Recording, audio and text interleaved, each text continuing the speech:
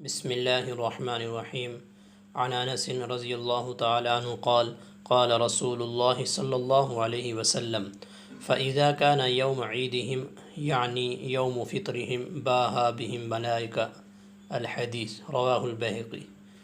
نبی کریم صلی اللہ علیہ وآلہ وسلم نے ایک حدیث میں ارشاد فرمایا، جب مسلمانوں کے عید کا دن یعنی عید الفطر کا دن ہوتا ہے تو اللہ تعالیٰ مسلمانوں کے ذریعے فرشتوں کے سامنے فخر فرماتے ہیں، اور اللہ تعالیٰ فرماتے ہیں فرشتوں ما جزاء اجر المفعلہ، وہ مزدور جو اپنی مزدوری پوری ادا کر دے اس کا بدلہ کیا ہے؟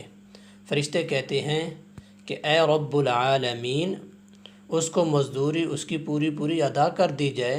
اللہ پاک ارشاد فرماتے ہیں ملائکتی، یعنی میرے بندے اور میری بندیاں، انہوں نے جو میں نے ان کے اوپر ذمہ داریاں ڈالی تھیں، جو فرض کیے تھے روزے، وہ دن وہ ان کو پورا کر کے آ رہے ہیں، اور اب وہ مجھ سے دعا مانگ رہے ہیں وعزتی وجلالی وکرمی وعلوی وارتفاعی مکانی لأجیبنہم، میں اپنے عزت، جلال، بلندی کرم اور مرتبے کی قسم اٹھا کے کہتا ہوں کہ جو بھی مجھ سے دعا مانگیں گے میں ان کو قبول کروں گا۔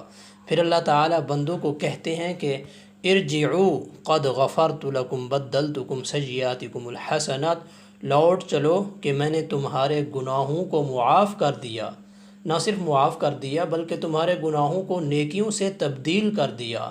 تو دوستو، عید الفطر کا دن وہ اللہ تعالیٰ کی طرف سے وہ انعامات کا دن ہے۔ آپ دیکھتے ہیں کہ ایک انعام یہ کہ اللہ تعالیٰ فرشتوں کے سامنے انسان کے ذریعے فخر فرما رہے ہیں۔ دوسرا انعام یہ کہ اللہ رب العزت اپنی عزت، اپنا جلال، بزرگی کی قسم اٹھا کے دعاؤں کی قبولیت کا وعدہ فرما رہے ہیں کہ دعاؤں کو ضرور قبول کروں گا۔ تیسرا انعام یہ کہ بخشش کر دوں گا۔ چوتھی جو بہت بڑا انعام ہے، ہمارے اعمال اس لائق کہاں ہیں؟ یہ میرے اللہ کی مہربانی ہے کہ اللہ فرماتے ہیں وَبَدَّلْتُ سَيِّئَاتِكُمْ حَسَنَاتٍ، نہ صرف گناہوں کو معاف کر رہا ہوں بلکہ تمہارے گناہوں کو نیکیوں سے تبدیل کر رہا ہوں۔ تو عید الفطر کا دن یہ خوشی کا دن ہے۔ اس دن اللہ تعالیٰ کی بخشش اور اللہ تعالیٰ کی رضا کا پروانہ ملتا ہے۔